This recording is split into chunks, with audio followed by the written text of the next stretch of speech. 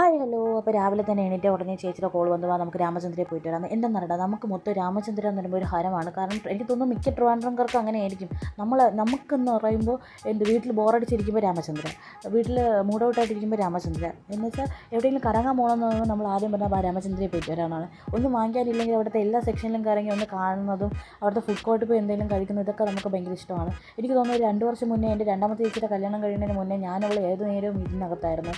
കാരണം അച്ഛനമ്മയും ജോലിക്ക് കഴിഞ്ഞ ശേഷം വീട്ടിൽ പോസ്റ്റായിട്ടിരിക്കുന്ന ടൈമിൽ അവൾ വിളിക്കുമ്പോൾ നമുക്ക് രാമചന്ദ്രയിൽ പോയിട്ട് വരാം. പക്ഷേ അവിടെ പോയിട്ട് ഒന്നും വാങ്ങിക്കാനുണ്ടെന്ന് വെച്ചാൽ ഒന്നും വാങ്ങിക്കാനില്ല. പക്ഷേ എല്ലായിടും പോയി കാണുമ്പോൾ ഒരു രസമാണ്. പുതിയ വല്ല ഡ്രസ്സ് വന്നിട്ടുണ്ട് ഇതൊക്കെ കാണാൻ. അപ്പോൾ ഞാൻ ഇന്ന് പോയിട്ട് അവിടുത്തെ കോട്ട് സെറ്റൊക്കെ ഒന്ന് നോക്കി. ഇന്ന് പോയത് എന്താണെന്ന് വെച്ചാൽ എൻ്റെ മൂത്ത ചേച്ചി കുറച്ച് മെറ്റീരിയൽ തുണി എടുക്കണം. അപ്പോൾ എൻ്റെ രണ്ടാമത്തെ ചേച്ചി തയ്ക്കും. അപ്പോൾ ഫ്രീ ആയിട്ട് ഓസിന് എങ്ങനെ തയ്ക്കാമെന്നാണ് അവൾ നോക്കുന്നത്. അതാണ് പോയി ഓടിച്ചെന്ന് മെറ്റീരിയൽ എടുത്തിട്ട് അവളും ബിസി ആയിരിക്കുന്നതിന് മുന്നേ തയ്ക്കാൻ കൊടുക്കണമല്ലോ. അതാണ് ഇന്നത്തെ ജോലി. അങ്ങനെ എപ്പോഴും നമ്മൾ രാമചന്ദ്രയെ പോലെ പറ്റുന്ന ദിവസങ്ങളിൽ മിക്ക ദിവസവും നമ്മൾ ഈ കടയിൽ കയറുകയും ചെയ്യും. ഷാർജയും പപ്സുമാണ് മെയിൻലി കഴിക്കുന്നത്.